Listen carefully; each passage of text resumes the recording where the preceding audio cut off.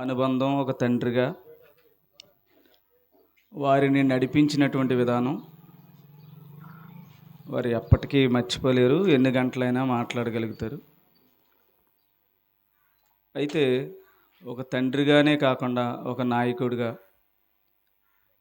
కుటుంబంలో ఒక శిరస్సు స్థాయి ప్రవర్తన, ఆయన మాట అవునంటే అవును, కాదంటే కాదన్నట్టుగా చెప్పింది పిల్లలు ఖచ్చితంగా లోబడాలన్న తత్వంతో, ఇది చాలా గొప్ప దైవగుణం. దేవుని యొక్క చిత్తం అదే. శిరస్సుకు లోబడడం అంటే అదే. యజమానుడికి కుటుంబం అంతా కూడా లోబడడం అంటే అదే. అలా మరి చంటన్నయ్య చెప్పిన మాటల్లో కానీ, మరి పెద్దన్నయ్య చెప్పిన మాటల్లో కానీ, అలాగే అక్క విషయంలో కానీ వారు అందరూ కూడా ఇలాంటి ప్రేమ కలిగినటువంటి వాళ్ళే. నిన్న చర్చిలో చెప్తున్నప్పుడు శాంతికుమార్ గారు మాట్లాడుతూ, అక్కడ నాన్న అంటే నేను సూర్యరావు గారేమో అనుకున్నాను ముందు యాక్చువల్గా. ఇదేంటి అంటే నాన్న అన్న సందర్భంతో, అంటే ఒక తండ్రి స్థానంలో నిలవబెట్టి మాట్లాడుతుంటే నాకు అలా అనిపించి మళ్ళీ కమలావతి గారు మాట్లాడుతుంటేనేమో నేను జస్ట్ ఆ కాసేపు కూడా నేను సూర్యరావు గారా లేకపోతే నంది నాన్నగారా అనేది నేను జస్ట్ కొంచెం ఎవరా అనేది నాకు కన్ఫ్యూజ్ అయింది. ఎందుకంటే ఒక తండ్రి స్థానంలో మరి ఆవిడ చూసి మాట్లాడడం కూడా నాకు చాలా బాగా నచ్చింది. ఏదేమైనా నంది నాన్నగారు మన మధ్య లేరన్నది నిజం. అది కుటుంబ సభ్యులకి బాధాకరమే, కాదన్ను. అయితే వాక్యమును బట్టి మనందరం కూడా ఆదరించబడాలి. అసలు మరణం అంటే ఏంటి, మరణానికి సంబంధించిన విషయం ఏంటి, మనిషి ఎందుకు పుడుతున్నాడు, ఎందుకు చనిపోతున్నాడు అన్న విషయం మనం ఒక అవగాహనలో ఉంటే ఇలాంటి కొన్ని మనిషిని బాధించే కొన్ని ఇబ్బందులు ఉంటాయి కదా, వాటి నుంచి మనం సేదతీరడానికి ఒక సంతోషంలో, అంటే దాంట్లో ఒక సంతోషాన్ని వెతుక్కోగలిగేలాంటి మనస్సు మనలో పుడుతుందన్నమాట. అది వాక్యమును బట్టే, అది దేవుని బట్టే తప్ప మనుషులను బట్టి అయితే మనకు కలిగేది బాధే తప్ప ఏమాత్రం కూడా మనకేమీ సంతోషం కలగదు. అయితే వ్యక్తిగతంగా నా విషయంలో కూడా మరి నంది నాన్న ఒక సేవకుడుగా ఆయన ఇచ్చిన గౌరవం, నాన్నగారి దగ్గర నుంచి కుటుంబం ఎంతో మరి సంఘ అభివృద్ధి కార్యక్రమాలలో కానీ, సేవకుని యొక్క కుటుంబం ఎడల కానీ వారు ప్రవర్తించిన తీరు నేను ఎప్పటికీ మర్చిపోలేను. అది నేను వ్యక్తిగతంగా ఎంతో దానిని అనుభవిస్తూ ఉన్నాను. అలాగే నాన్నగారు మాటలను కూడా నేను పదే పదే గుర్తు చేసుకుంటూ ఉన్నాను. అయితే ఈ సందర్భంలో దేవుని యొక్క మాటలను మనం వినాలన్నప్పుడు దేవుని యొక్క మాటలు ఎప్పుడు కూడా మనకి కొంచెం కఠినంగానే ఉంటాయి. అది కఠినంగా ఉంటాయంటే కఠినంగా ఉంటాయని కూడా నేను అన్ను. ఒక దారిలో మనం నడుస్తున్నాం గనుక ఒక ప్రవర్తన మనకి అలవాటైంది గనుక, ఒక జీవన విధానం మనం అవలంబిస్తున్నాం గనుక సడన్గా మన బాడీకి లేక మన మనస్సుకి ఒక కొత్త విషయం శరీరంలోకి చేరితే శరీరం అంతా ఎంత కంగారుపడి జ్వరం వస్తుందో, అలాగే లోకములో బ్రతుకుతున్న మనకి దేవుని యొక్క వాక్యము వినేటప్పుడు ఆ మాటలు కొంచెం కొత్తగా ఉంటాయి కాబట్టి కొంచెం ఫీవర్ వచ్చేటట్టు ఉంటుందన్నమాట. కానీ ఆ ఫీవర్ వచ్చినప్పుడు అలాగ మనం జాగ్రత్తగా దాన్ని ఓర్చుకోగలిగితే, అంటే లైక్ ఇప్పుడు ఫర్ ఎగ్జాంపుల్ ఏదన్నా మనకి టీకాలు వేస్తారు. టీకా అనేది ఒక పోలియో రాకుండానో లేకపోతే ఇంకొకటో టీకాలు వేసినప్పుడు ఆ టీకా వేసేటప్పుడు వాళ్ళు నిజమైన కణాన్ని పంపించరు లోపలికి, చనిపోని దానిని లోపలికి బాడీలోకి పంపిస్తారు. పంపించగానే బాడీ ఏం చేస్తుందంటే ఏదో ఒక కొత్తది వచ్చింది, మన శరీరంలో ఏదో వచ్చింది అని దాని మీద పోరాటం చేయడానికి ఒక రక్షణ వ్యవస్థను అది క్రియేట్ చేసుకుంటుంది. బాడీ అంతా టెంపరేచర్కి ఎప్పుడైనా సరే శరీరంలో ఒక కొత్తదనం వచ్చిన వెంటనే ఫస్ట్ మనకు వచ్చేది ఏంటంటే ఫీవరే. ఎందుకంటే వేడి పెంచుతుంది శరీరంలో, ఆ వేడికి చచ్చిపోయే అవకాశం ఉంటుందన్నమాట.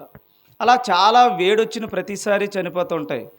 ఈ లోపల మనకి ఎప్పుడైతే వేడి వచ్చిందో టక్కుమని మనకు తెలిసిన పద్ధతి కాబట్టి వెంటనే పారాసిటమాల్ ఒకటి, లేకపోతే క్రోసినో, లేకపోతే ఇంకొకటో వేసేస్తాం.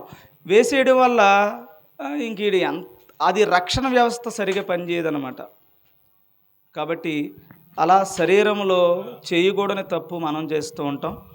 అలాగే వాక్యంలో మనకి ఎప్పుడైతే బాధ కలుగుతుందో టక్కుమని వినడం మానేస్తాం. టక్కుమని ఎప్పుడైతే వినడం మానేసామో చివరికి మనం ప్రాణాన్ని పోగొట్టుకుంటాం అంతే. అందుకని వినడంలో చాలా జాగ్రత్త పడాలి. వినేది ఎన్నైనా విను, ఏది మేలైనదో ఆ వినే దాంట్లో పట్టుకోవాలన్నమాట. అది క్రైస్తవుడి యొక్క లక్షణం. అంతే తప్ప ఇంక ఇది మనం వినకూడదు, ఇది మనం వినకూడదు, ఇది మనం వినకూడదు అనేది చాలా పొరపాటైనటువంటి విషయం. వినాలి, విన్నది ఇది కరెక్టా కాదా అనేది నిర్ధారణ చేసుకోవాలన్నమాట. అందుకని చాలా జాగ్రత్తగా ఉండాలి. అప్పుడే మనం ఏది విన్నా ఇది రైటా రాంగో చెప్పగలుగుతాం. లేదనుకోండి ఇంకా ఒక ధోరణి అలవాటు అయిపోద్ది శరీరానికి, ఇది చేస్తేనే కరెక్ట్. నేను పొద్దుటే లేచానంటే సద్దన్నమే తింటాను అంటే ఇంకా సద్దన్నమే తింటాడు, ఇంకా ఏది తిన్నా బాగోదు ఇంకా పరిస్థితి.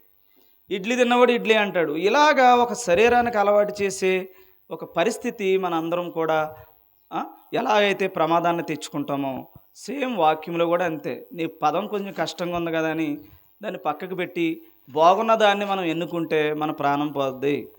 కాబట్టి ఇక్కడ చాలా జాగ్రత్తగా దేవుని యొక్క వాక్యాలని మనం డైజెస్ట్ అవ్వకపోయినా కష్టమైన నష్టమైన దేనికి అలవాటు చేయాలి, మనం మన మనస్సుకి అలవాటు చేస్తే బ్రతుకుతాం.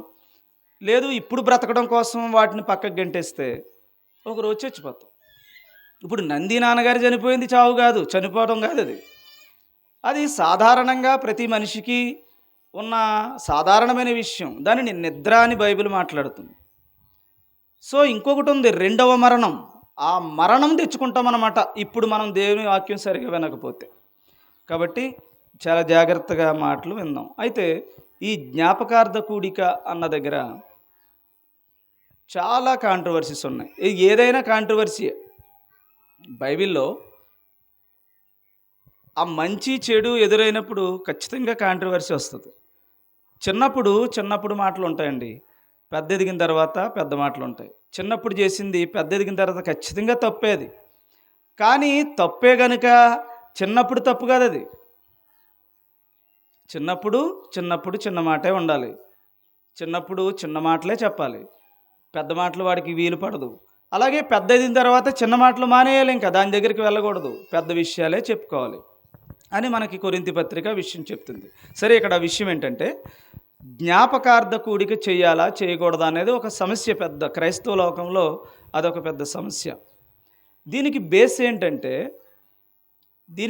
ఏంటంటే కొలస్సీ 2:15-16-17 వచనాలు ఒకటైతే, గలతీయులకు రాసిన పత్రిక 4వ అధ్యాయంలో ఉన్న విషయం సంవత్సరములు అలా సంథింగ్ 4వ అధ్యాయం 10వ వచనాన్ని మనం చూస్తే ఈ రెండింటినీ బేస్ చేసుకుని మనం జ్ఞాపకార్థ కూడికలు చేయకూడదనే ఒక విషయం ఒకటి మనకి. అందుకని చాలామంది జ్ఞాపకార్థ కూడికలు చేయరు.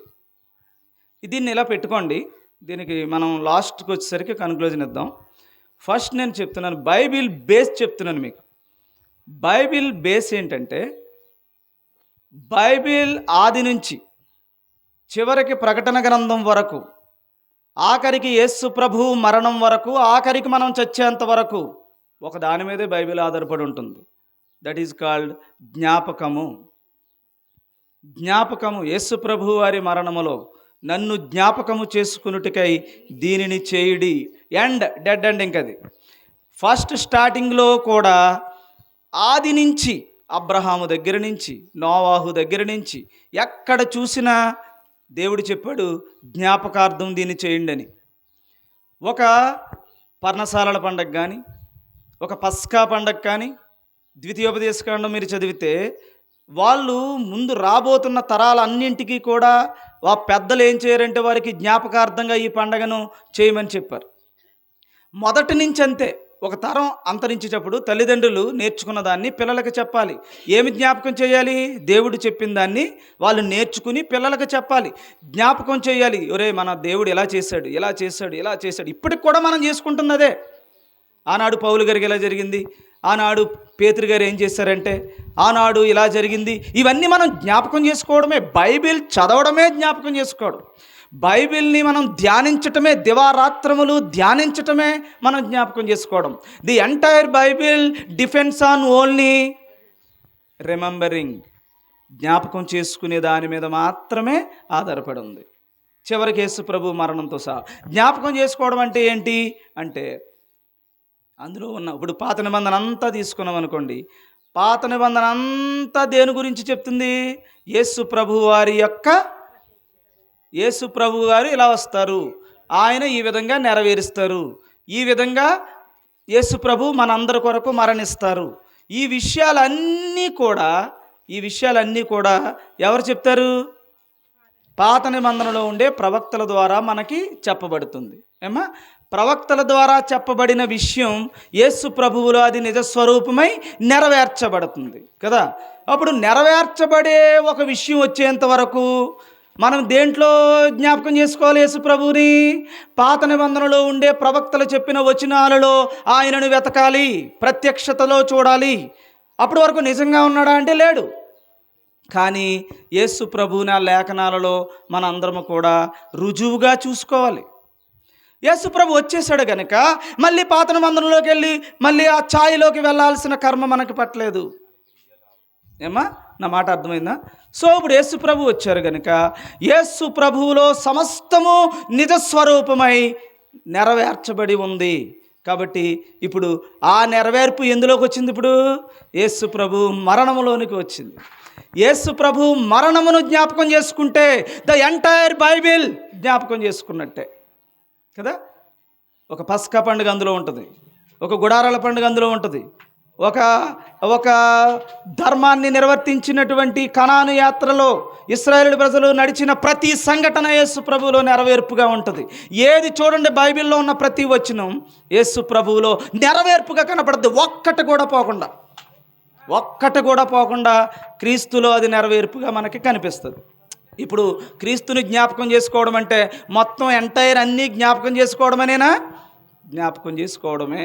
గుర్తుపెట్టుకోండి, ఆయన యేసు ప్రభు రక్త శరీరాల్లో మొత్తం ఉందన్నమాట. ఇప్పుడు విషయం స్వస్థతతో సహా ఇంక లేదన్నది లేదు, ఇంక అందులో అన్నీ అందులో ఉంటాయి. సరే, ఇప్పుడు జ్ఞాపకార్థమే అంత గొప్పదైనప్పుడు బైబిల్లో మరి నీతిమంతులను జ్ఞాపకం చేసుకోవడం అనే పదం, ఏ నీతిమంతుని జ్ఞాపకం చేసుకోవాలి మనం?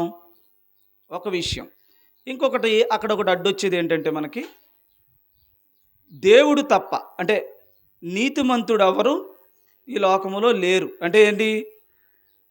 శరీరధారి అయి ఉన్న ఈ భూమి మీద మనుషులందరూ కూడా ఏ భేదమును లేదు, అందరూ పాపం చేసి దేవుడు అనుగ్రహించు మహిమను పొందలేకపోతున్నారు, నీతిమంతుడు ఒక్కడనూ లేడు అన్న మాట ఉంది. లేడు అనేసరికి ఓహో ఎవడో లేడు. మరి నీతిమంతుడు లేకుండా ఎవడెళ్తాడు పరలోకం? నీతిమంతుడు లేడన్నది నిజమే, కానీ నీతిమంతుడుగా మారిన రోజే కదా మనం వెళ్ళేది పరలోకం. ఇప్పుడు నీతిమంతుడుగా మారాడని నంది గారిని మనం అనుకుంటే, ఆ నంది గారు నీతిమంతుడుగా ఉండే ఏ లక్షణాలు అయితే ఉన్నాయో అవన్నీ బైబిల్లో విషయాలు అయితే అది మనం జ్ఞాపకం చేసుకోవాలా వద్దా? కంపల్సరీ జ్ఞాపకం చేసుకోవాలి. అంటే అది సంవత్సరానికి ఒకసారా, రోజు ఒకసారా, పావుగంటకు ఒకసారా అంటే నువ్వు ఎప్పుడు వీలైతే అప్పుడు ఆ దీపం అలా మనం వెలిగిస్తూనే ఉండాలి. దీపం అంటే ఫోటో దగ్గర పెట్టి వెలిగించేది కాదు. మనిషి చనిపోయినా సరే వెలిగేది. మనిషి చనిపోయిన ఆయన జ్ఞాపకాలు ప్రతి ఒక్కరూ జ్ఞాపకం చేసుకుంటేనే దీపం. జ్ఞాపకం చేసుకోవడమే దీపం. ఇక్కడ పలానా యేసు ప్రభు నా కొరకు ప్రాణం పెట్టాడు, దీపమై వెలుగుతున్నాడు ఆయన. ఆయనే వెలుగంటే అది వెలుగంటే వెలిగించటం కాదు, ఆయన వెలిగాడు. ఇప్పుడు ఈ ప్రపంచాన్ని వెలిగిస్తుంది యేసు ప్రభులాగా. ఆయనను అనుసరిస్తున్న వెంబడిస్తున్న వారు కూడా వెలగాల, వెలిగి తీరాలి. వెలిగి తీరిన వాడే నీతిమంతుడు తప్ప వెలగనవాడు ఎవ్వడు నీతిమంతుడు కానేరడు. అబ్రహాము దేవుని నమ్మెను, అది అతనికి నీతిగా ఎంచబడింది. ఏమి నమ్మాడు అంటే ఏది నమ్మాడు అన్నది విషయం అన్నమాట. అక్కడ అదే విశ్వాసం అంటే ఏంటి నమ్మాడు. సో మరి ఏది నమ్మాడు అనే దగ్గరికి వెళ్ళేసరికి మళ్ళీ మనం అందులోకి వెళ్ళాల్సి వస్తుంది. సో పర్టికులర్గా ఇక్కడ మనం జ్ఞాపకం చేసుకోవడం అనేది ఉందా అప్పుడు లేదనా? ఖచ్చితంగా ఉంది. మరి గలతీలకు రాసిన పత్రికలు అలా మాట్లాడాడేంటి అని మీకు డౌట్ రావాలి కదా. ఇప్పుడు చదవండి అది. మీరు దినములను మాసములను ఉత్సవకాలములను సంవత్సరములను ఆచరించుచున్నారు. ఈ విషయమై నేను పడిన కష్టము వ్యర్థమైపోవునని మిమ్మల్ని గూర్చి భయపడుచున్నాను అని పౌలు గారు గలతీలకు చెప్తున్నారు. ఇంతకీ కాలం అంటే ఏది? కాలములేవి, దినములేవి, మాసములేవి, సంవత్సరములేవి? ఇవన్నీ ఒకసారి మనం ఆలోచన చేస్తే అదే ఇప్పుడు చెప్పాను మీకు నేను. యేసు ప్రభువులో నెరవేర్చబడి నిజస్వరూపమై ఉన్నాయని కదా. ఇప్పుడు నెరవేర్చేసిన తర్వాత నీకు మరలా నెలలు, సంవత్సరాలు, కాలాలు అంటే ఏంటనుకుంటున్నారు? అది యూదులకు ఒక పంచాంగం. యూదుడు టైం తేడా వస్తే ఊరుకోడు. సబ్బాత్ కానీ, అంటే సబ్బాత్ అంటే విశ్రాంతి దినమును ఖచ్చితంగా పాటించాలి. విశ్రాంతి దినం ఒక్కరోజే, 6 రోజులు కష్టపడాలి, 7వ రోజున విశ్రమించాలి. విశ్రమించకపోతే చంపేస్తారంతే రాళ్ళతో కొట్టి. సో అలాంటి ఒక క్రమం పండగలు అన్నీ కూడా, గుడారాల పండుగ, పెంతుకొస్తు పండుగ, ఇంకేంటమ్మా పండగలు, సురంగధనులు పండగ,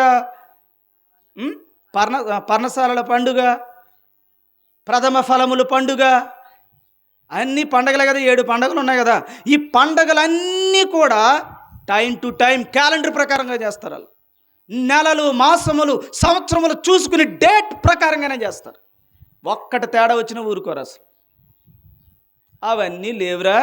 ఇంకా క్రీస్తు వచ్చేసి క్రీస్తు నెరవేర్చేశాడు కనుక నెరవేర్చిన భాగంలో నిలబడండి. ఇంక నెరవేర్చిన భాగం ఏదుంది? మొత్తం అంతా దేంట్లో నెరవేర్చేశాడు?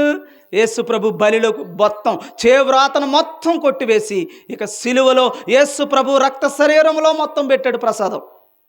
ఇంక మొత్తం అన్నీ అందులో ఉన్నాయి మనకి. ఇప్పుడు అందులో ఉంటే ఇప్పుడు ఎక్కడ నిలబడాలి నువ్వు? యేసు ప్రభు మరణము దగ్గర, బలియాగము దగ్గర నిలవబడాలి. అప్పుడు దాన్ని పండగగా ఇచ్చాడు మళ్ళీ మనకి. అదే మనకి కొరింథీ పత్రిక 5:7 చెప్తాడు. నిష్కాపట్యమును సత్యమును పొలియని రొట్టెల పండుగను క్రీస్తు అనువన పస్కాతో ఆచరించమని అక్కడ చెప్పాడు. సో అక్కడ మళ్ళీ ఇంకో చెప్తున్నాడు, శిష్యులకు ఇస్తున్నప్పుడు చెప్తున్నాడు, ఆ గడియ వచ్చినప్పుడు మళ్ళీ సేమ్ ఇదే రిపీట్ చేస్తున్నాడు. చూడండి, ఆ గడియ వచ్చినప్పుడు, గడియ కంపల్సరీ మళ్ళీ గడియ వచ్చింది. ఏ గడియ? నెరవేర్పు అనే గడియ. గుర్తుపెట్టుకోండి, నెరవేర్చిన తర్వాత ఇస్తున్న గడియ అది. నెరవేరుస్తున్న గడియ వచ్చినప్పుడే, రాలేనప్పుడు కాదు. మళ్ళీ గుర్తుపెట్టుకోండి, ఏది మొత్తం ముందంతా కొట్టేసి మళ్ళీ చివరిలో ఒక నిబంధన చేస్తున్నాడు. యేసుక్రీస్తు రక్తం అనే నిబంధనలో తీసుకొస్తున్నాడు. ఆ నిబంధన మళ్ళీ ఆ గడియ వచ్చినప్పుడు ఆయన ఇంకొకటి చెప్తున్నాడు, దీనిని చేయుడి, ఆ ప్రకారము దీనిని చేయుడి. ఆ గడియ వచ్చినప్పుడు ఆ పస్కా, ఈ పస్కా, అలా మాట్లాడతారు అక్కడ. సరే, ఇక్కడ ఇప్పుడు దీనిని చెయ్యాలా? అక్కడ చెప్పాడు. ఆ 5:7 చదవండి ఒకసారి. మొదటి 5, పులిపిండి లేని వారు గనుక. ఇప్పుడు పులిపిండి లేనివారు గనుక పాతదైన పులిపిండి ఏది? మొత్తం నీకు ఏదైతే ఇప్పుడు వరకు ఉత్సవాలు, కాలాలు, సంవత్సరాలు, పండగలు ఇవన్నీ ఏదైతే ఉందో అదంతా ఇంకేమైపోయింది? తీసి పారేసి ఇప్పుడు నీలో క్రీస్తు రక్తము చేత కడగబడ్డావు గనుక ఇక్కడ నువ్వేం చేయాలమ్మా? పాతదైన పులిపిండితోనైనను దుర్మార్గతయు దుష్టత్వం, పులిపిండితోనైనను కాకుండా నిష్కాపట్యమును సత్యమును అను పులియని రొట్టెతో పండగను ఆచరించండి. మళ్ళీ పండగ ఆచరించాలా? సేమ్ ఆచరణ. గుర్తుపెట్టుకోండి, ఆచరణ. అదే మనకి ఇక్కడ మన క్రొత్త నిబంధనలో యేసు ప్రభు బలిలో, యేసు ప్రభు బలియాగం ద్వారా ఆ దినము వచ్చినప్పుడు, ఆ గడియ వచ్చినప్పుడు దీనిని ఆచరించండి అని చెప్పే మాట ఇక్కడ నెరవేరుతుంది అనమాట. సరే, ఇప్పుడు నేను ఏం చెప్తున్నాను, మళ్ళీ దాన్ని జ్ఞాపకం చేసుకోవడమేనా? ఇదంతా ఎందుకు చెప్పానంటే మీకు, దానిని జ్ఞాపకం చేసుకోవాలి. జ్ఞాపకం చేసుకునే ముందు పాత నిబంధనలో ఉన్న విషయమా, క్రొత్త నిబంధనలో క్రీస్తు నెరవేర్పులోనా? అదేనమాట. కాబట్టి ఇప్పుడు మనం నంది గారిని జ్ఞాపకం చేసుకుంటున్నామా, నంది గారు అనుసరించిన నీతిని జ్ఞాపకం చేసుకుంటున్నామా? నంది గారు లోకంలో తిరుగుడు ఎవరికి కావాలి? మనకు వద్దది.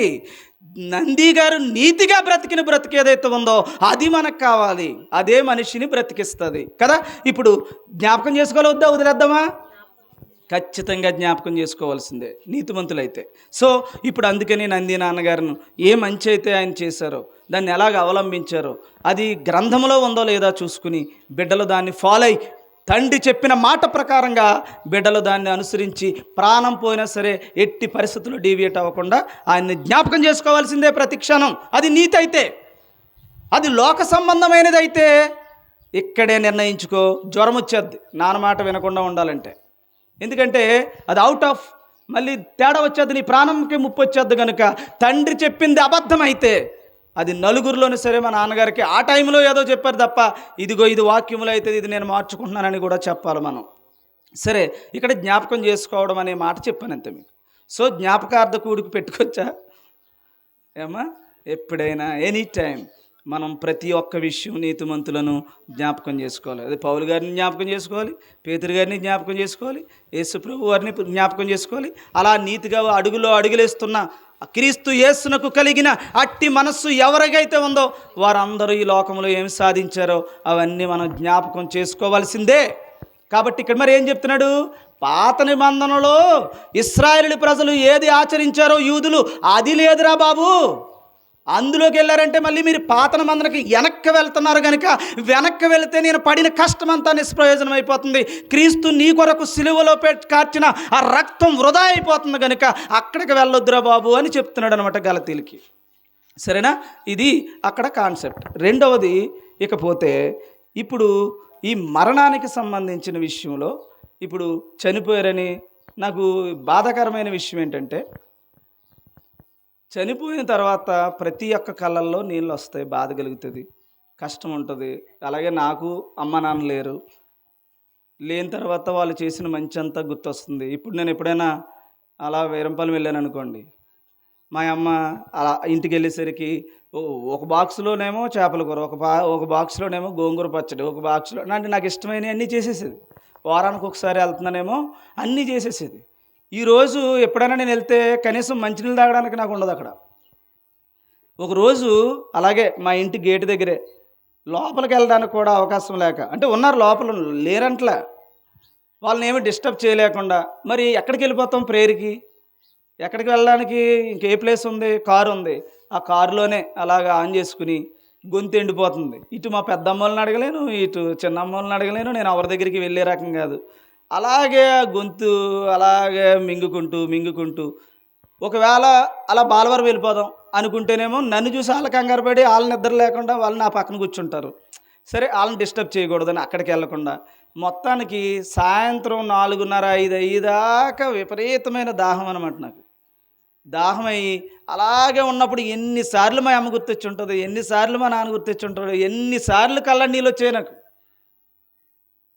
చిన్నోడా బాబు చిన్న ఇంకా అస్తమా అని నా గురించి చెప్పేవారు. అలాంటిది తల్లిదండ్రులు లేరన్న బాధ నాకు ఉంటుంది.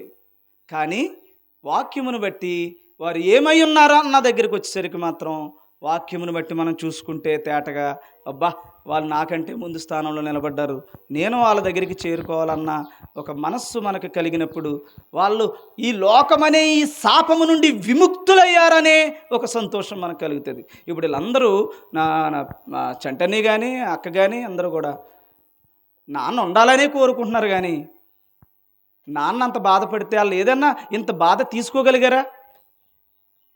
నాకు బాగా గుర్తు, ఇక్కడెక్కడో కట్ చేశారు, డయాలసిస్ చేయాలి. డయాలసిస్ ఓర్చుకోలేకపోయేవాడు చేసినప్పుడు. ఆ రక్తం అంతా బయటికి తీయాలి, మళ్ళీ దాన్ని శుద్ధి చేయాలి, లోపలికి వేయాలి. ఈ లోపులో మనిషి నలిగిపోతున్న వేదన, బాధ, కష్టం, ఆ లాస్ట్ టైంలో సరిగా బ్రీతింగ్ అందలేని టైంలో మనిషి పడుతున్న ఆ సూదులు, విపరీతమైన సూదులు కదా, శపితమైన ఈ భూమి మీద శపితమైన మనిషి పడుతున్న ఆ తాపత్రయం.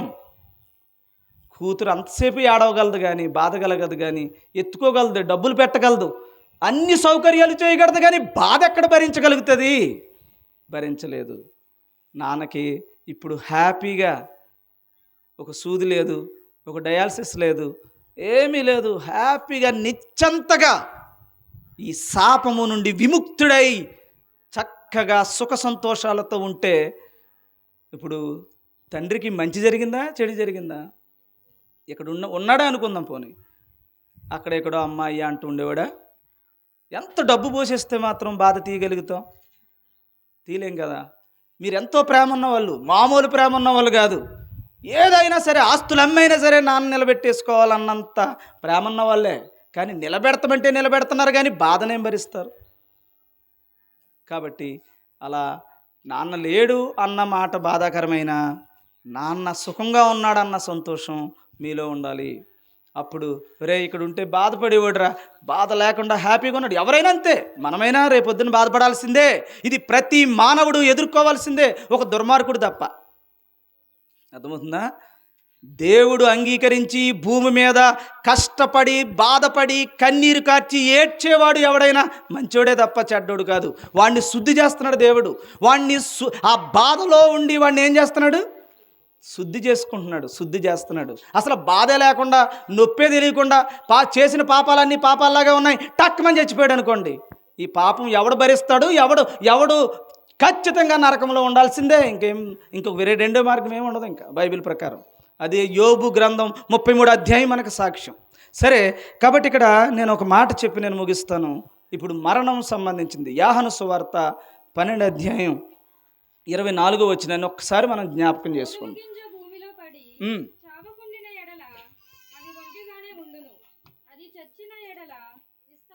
ఇక్కడ గోధుమ గింజ అనేది అలంకార పదాలు. బైబిల్లో ఏ పదం తీసుకున్నా కూడా అది అలంకార పదం, దృష్టాంతం అని మీరు అర్థం చేసుకోవాలి. గోధుమ అంటే గోధుమని, కొన్ని ఏమో కుదురుతాయి కాబట్టి కొన్ని కుదిరిలా చెప్పి, కుదరలేదు కాబట్టి కొన్ని అలాగే చెప్పుకుని చేయకూడదు మనం ఎప్పుడు. అలంకార పదం అది. అలంకార పదం అంటే ఆ పదం చెప్తున్నాడు కానీ చెప్పే విషయం ఆ పదం గురించి కాదు, దాన్ని మూలంగా పెట్టి చెప్తున్నాడే తప్ప ఉపమేయంగా చెప్పే విషయం అది కాదు. గుర్తుపెట్టుకోవాలి, ఎప్పుడు కూడా మీరు గుర్తుపెట్టుకోవాల్సిన పాయింట్ అదే. ఇక్కడ గోధుమ గింజ అంటే ఎవరు? నంది గారు అనుకోండి. గోధుమ గింజ అనేది నంది గారు అనుకోండి. నంది గారు గనుక మరణించకపోతే, చదవండి ఇప్పుడు అక్కడ అలా మీరు అర్థం చేసుకుని చదవండి. అక్కడ గోధుమ గింజ భూమిలో పడి చావకుండానే ఎడల ఒంటరిగానే ఉంటుంది. ఒంటిగానే ఉండడం అంటే ఏంటి? ఒంటిగానే ఉండడం అంటే ఏంటి అసలు? ఫలించలేని జీవితం. ఫలించటం అంటే ఏ ఫలించటం? ఈ భూమి మీద చేసుకున్న మంచికి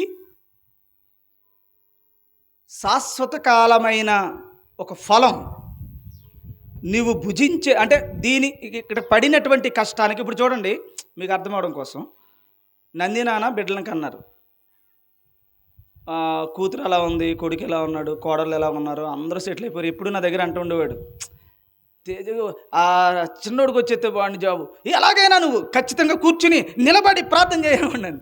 ఎప్పుడు చూసినా ఇంక ఇదే. ఒకడికి వచ్చేసింది దేవుని మహాకృపను బట్టి, ఇంకొకడు ఉన్నాడు, ఆడ ఆగిపోకూడదు, నువ్వు మోకాల మీద ఉండాలా, నువ్వు ప్రార్థన చేయాలా, నువ్వు ఇది చేయాలా అని ఒకసారి మడత పెట్టి ఎన్ని రోజులు దాడాడో కానీ ఏమో 500 కాగితం ఇచ్చాడు నాకు. నువ్వు అస్సలు ఇంకా నిష్టగా కూర్చుని కుర్రోడు గురించి ప్రార్థన చేయాలి, అది ఒక్కటే నాకు మిగిలిపోయింది అనేవాడు అనమాట. సో అలాగా మొత్తానికి ఎలాగైతేనో ఒక 2 కోరికలు నన్ను కోరుకున్నాడు.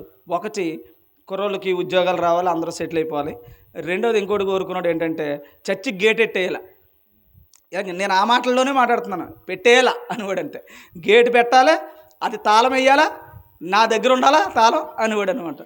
నేను మొన్న పెద్దన్నయ్యకి చెప్పాను, ఎలాగైనా తాళం కప్ప, నాన్న కోరికది పదే పదే నేను కొనుక్కొచ్చేద్దును నాన్న పేరట, కానీ మీరు బిడ్డలు కదా అని పెద్ద అన్నయ్యకి చెప్పాను, పెద్దోడు కదా అని. అంటే నాకు గుర్తొచ్చింది.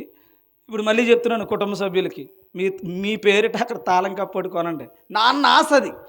నా దగ్గర ఎక్కువగా మాట్లాడిన మాట గేట్ వచ్చేసింది, ఏమో చుట్టూ ప్రహారీ వచ్చేసింది. దీని గురించే మాట్లాడి కూడా 2 వచ్చేసాయి.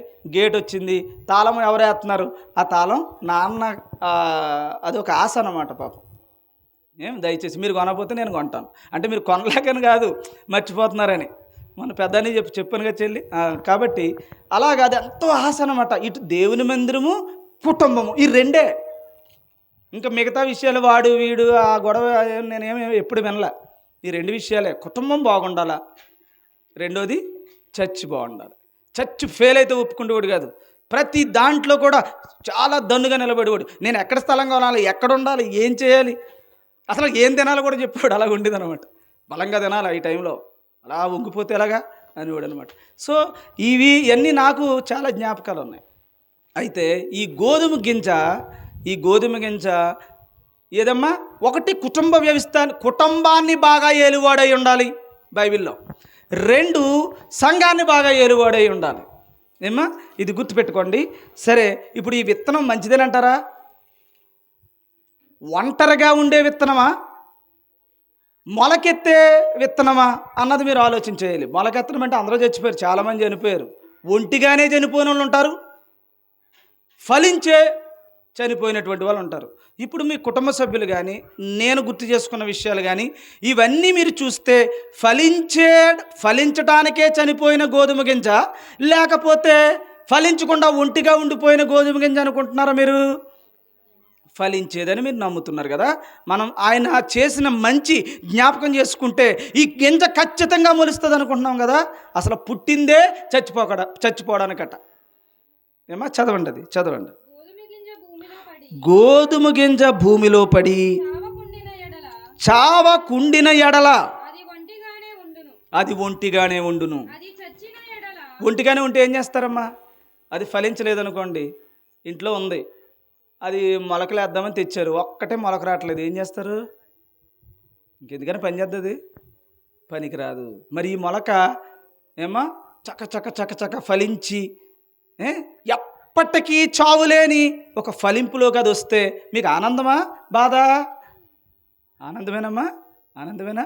మరి ఇప్పుడు గోధుమ గింజ మట్టిలోకి వెళ్ళింది, రేపు ఏం చేద్ది? ఇంకెప్పటికీ చావులేని జీవితంలోకి వస్తుంది. ఇప్పుడు ఎప్పటికీ చావులేని జీవితం రావాలంటే ఖచ్చితంగా చచ్చిపోవాలి. చచ్చిపోతే ఇప్పుడు మంచిదా, బాధ? చస్తే కానీ నీకు వెళ్ళడానికి లేదు కదా. అసలు వచ్చిందే చావడానికి. మనం యేసు ప్రభు వచ్చిందే చావడానికి. గుర్తుపెట్టుకోండి. చావు డిక్లేర్ చేసి నువ్వు పుట్టినరోజునే నీకు డేట్ ఆఫ్ బర్త్ బదులు ఏముంది? నీకు డేట్ ఆఫ్ బర్త్ కరెక్ట్గా తెలదు, డేట్ ఆఫ్ బర్త్ కరెక్ట్గా తెలియదు నీకు, కానీ చనిపోయిన డేట్ కరెక్ట్గా ఉంటుంది. యేసు ప్రభు పుట్టినరోజు సరిగా తెలియదు ఎవరికైనా, దేవుడు గోప్యం. మరణించిన రోజు మాత్రం ఖచ్చితంగా సమయంతో సహా చెప్పాడు, సెకండ్స్తో సహా. అర్థమవుతుందా మీకు? యేసుప్రభు మరణం ఉంది మనకి. యేసుప్రభు మరణం డేట్ టైంతో సహా చెప్పాడు. అబీబు నెల 14 సాయంకాలం 3 రామారామి 3 గంటలకు చనిపోయాడని ఖచ్చితంగా టైంతో సహా ఉంది. మరి పుట్టినరోజు మాత్రం లేదు బైబిల్లో. ఏమా, సేమ్ మనం అంతే. మీరు అనుకుంటున్నారు నేను ఏప్రిల్ 21న పుట్టాను, 20వ తారీఖు. ఇంకో ఈరోజు నంది నాన్న పుట్టగానే మా అబ్బాయి పుట్టాడు అన్నాడు. నిన్న నిమిసి చెప్తున్నాడు వాళ్ళ అబ్బాయి పుట్టినరోజు ఈ రోజేనంట. ఆడు గుర్తు చేసుకున్నాడు, నంది నాన్న ఎలా చనిపోయిన రోజునే మా అబ్బాయి ఎలా పుట్టాడని. చాలా నాకు నీకు నంది అని పెట్టేద్దాం కదా పేరు అనుకున్నాను నేను. ఎందుకంటే చాలా సంతోషం అనిపించింది. అంటే అలా ఒక ఐడెంటిఫికేషన్ గుర్తుపెట్టుకుని చెప్తున్నాడు అంతే నాకు.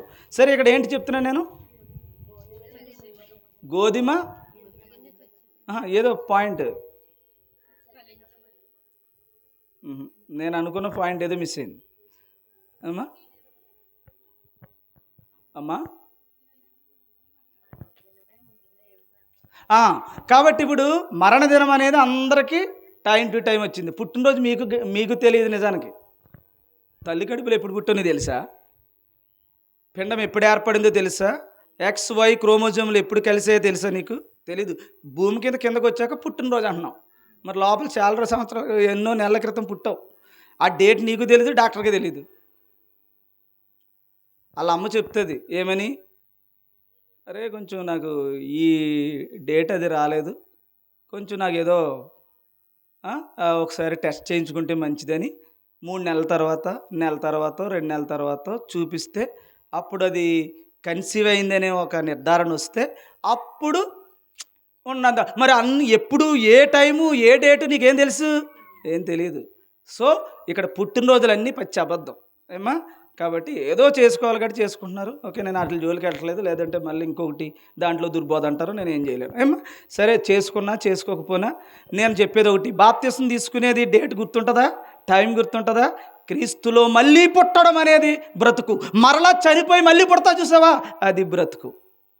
ఇవన్నీ తాత్కాలికమైన డేట్లు ఇవన్నీ. నంది గారి తాత్కాలికమైన జీవితం, ఇప్పుడు శాశ్వతమైన జీవితం, అది మనకి ఇంపార్టెంట్. ఇదేముంది? శపితమైనటువంటి భూమిలో ఉన్నటువంటి శపితమైనటువంటి జీవితం. సరే, నా మాట అర్థం చేసుకోండి. కాబట్టి ఇక్కడ ఏం చెప్పాలనుకుంటున్నానంటే, నేను మరణం అనేది జరగకూడదా? మరణం అనే డేట్తోనే వచ్చాడా ప్రతి ఒక్కడు? మరణం డేట్ లేకుండా వచ్చాడా? మరణం అనే డేట్ ఎందుకు పెట్టాడు దేవుడు? ఎందుకు పెట్టాడు దేవుడు? నీకు మంచి కోసం పెట్టాడా, చెడు కోసం పెట్టాడా? ఎంత త్వరగా ఈ లైఫ్ స్పాన్ తగ్గిపోతే అంత మంచిదా? ఇప్పుడు గవర్నమెంట్ ఎంప్లాయీస్ ఉన్నారమ్మా, నెలకు ఒకసారి జీతం వస్తుంది. 1వ తారీఖున 2వ తారీఖున జీతం వస్తుంది. ఈ గవర్నమెంట్ ఎంప్లాయీస్ అందరికీ 15వ తారీఖునే జీతం ఇస్తానన్నారు అనుకోండి, 15 రోజులకే మీకు జీతం అంటే అలా బాగుంటుందా? లేదు, ఖచ్చితంగా 3 నెలలకు ఒకసారి ఇవ్వండి అంటాడా? 3 నెలలకు కలిపి ఒక నెల అంటే ఒప్పుకుంటారా? మరి ఇక్కడేంటో, మరి మనం ఇంకా బతకాలి, ఇంకా జీవించేయాలి, ఇంకా వచ్చేయాలి, ఇంత ఉన్నది కూడా అలాగ కోమాలన్న నిలబెట్టేయాలి మనిషిని అనుకుంటున్నాం. ఇప్పుడు ఫలించాలంటే, జీతం రావాలంటే, అద్భుతమైన దీవెనలు రావాలంటే, శాశ్వతమైన జీవితం రావాలంటే ఎంత త్వరగా ముగించేస్తే అంత మంచిది కదా. అంతేనా? నిజానికి అదేనా? నిజమేదేనా? అబద్ధం ఇది? నిజమిది. మిమ్మల్ని మోసం చేస్తున్నాడు. నీకు దీర్ఘాయుష్వంతుడిగా దేవుడు నిన్ను దీవిస్తాడు. ఇవన్నీ సొల్లు మాటలు నమ్మకండి, మీరు అస్సలు నమ్మకండి. బైబిల్లో నీ తల్లిదండ్రులను సన్మానిస్తే నువ్వు దీర్ఘాయుష్మంతుడు అవుతావు అంటే దీర్ఘాయుష్ దేవుడు ఇస్తాడు అనుకోకండి. దీర్ఘాయుష్ అనే మాటకు అర్థం ఏంటో తెలుసా? అక్కడ మీరు హెబ్రీలోకి వెళ్ళండి, తెలుగులో చూడకండి. ఇప్పుడు కూడా ఇక్కడ ఉన్నటువంటి మాటలు మీకు చెప్తాను. హెబ్రీ పదంలో ఏముందో తెలుసా? నిత్యత్వం, శాశ్వత రాజ్యానికి సంబంధించిన విషయం అది. దీర్ఘాయుష్ అంటే దాని అర్థం ఏంటి? నిత్యత్వం, ఎప్పటికీ మరణము లేనిది. దేవుడిచ్చే ఆశీర్వాదం ఎప్పుడు కూడా మరణము లేనివే. మరణం ఎందుకు ఇస్తాడండి దేవుడు? ఇది శపితమైనది. శపితమైన దానిని ఇచ్చి ఎప్పటికీ నిలిచుండేది దేవుడిస్తాడు తప్ప అంతలోనే అంతమైపోయేది దేవుడు ఎప్పటికీ ఇవ్వడు, ఇవ్వనేరడు. ఎంత త్వరగా ముగించుకుంటే, నరులారా తిరిగి రండి రండి రండి అని ఎందుకు పిలుస్తున్నాడు? లేదా ఉండండి ఉండండి అన్నాడు కదా, రమ్మంటున్నాడు. ఎలా రమ్మంటున్నాడు? చెప్పండి. రమ్మంటుంటే కరెక్ట్గా సర్దుకుని సూసైడ్ చేసుకుని వెళ్ళిపోదామా? రమ్మంటున్నాడంటే ఏంటి? రమ్మండం అంటే చచ్చిపోవడం కాదు, తిరిగి రమ్మంటున్నాడు. తిరిగి రమ్మంటే ఏం చేయాలి? ఒకలాగొచ్చావు ఒకలారా అంటున్నాడు. ఒకలాగా ఎలాగొచ్చావు, ఒకలాగా ఎలాగెళ్ళాలి? ఒకరోజు మరణం డేట్తో వచ్చావు, మరణము లేని డేట్ లేని వాడుగా రా. ఎలా రావాలి అప్పుడు? అక్కడ చెప్తున్నాడు.